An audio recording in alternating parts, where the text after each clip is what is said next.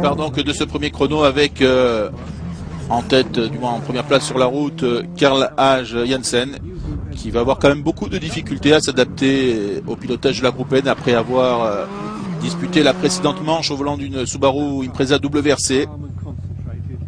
Si bien qu'il est très loin ce début de course. Morten Karl très concentré au départ de cette troisième manche. Il a à côté de lui un tout nouveau copilote, Jens Christian Anker. Mais cela ne semble pas le perturber puisqu'il est de nouveau largement en tête, déjà 18 secondes après 3 spéciales. Pas de souci de pneumatique cette fois-ci pour Christian Jensen. Il est deuxième. Et juste derrière lui à une seconde, on retrouve son grand rival, Max Christiansen, troisième en ce début de course.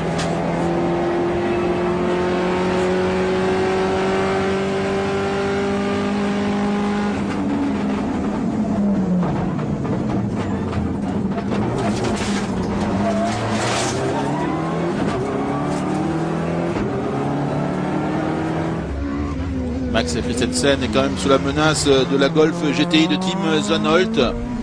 Le pilote danois le plus connu à l'étranger en profite, les routes sont sèches, il peut exploiter le maximum du potentiel de sa Golf GTI. Et on retrouve Karl Hage Jensen, toujours loin. En revanche, Morten Karl, lui, en profite vraiment puisqu'il va encore s'imposer à l'occasion des 3 chronos suivants, augmentant ainsi considérablement son avance. En revanche, ça devient difficile pour Christian Jensen dans la spéciale numéro 5. Il est sorti de la route, il a perdu 1 minute et là on le voit, il est en train de se faire rattraper par Max Christiansen. Max Christiansen qui le suivait dans le classement. Autant dire que la Max Christiansen va forcément gagner une place.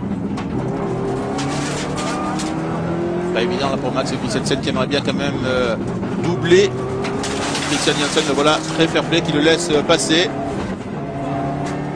Quand vous êtes à la limite, c'est toujours difficile de trouver le point de freinage, vous savez, et c'est encore plus dur quand les routes sont glissantes.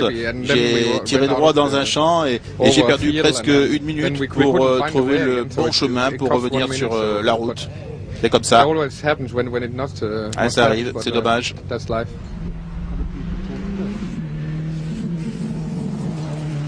Max Christiansen donc gagne une place, il est désormais deuxième mais à 32 secondes de Morten Karl, large leader, et nous en sommes qu'à la moitié du rallye, vous voyez, 6 spéciales déjà disputées.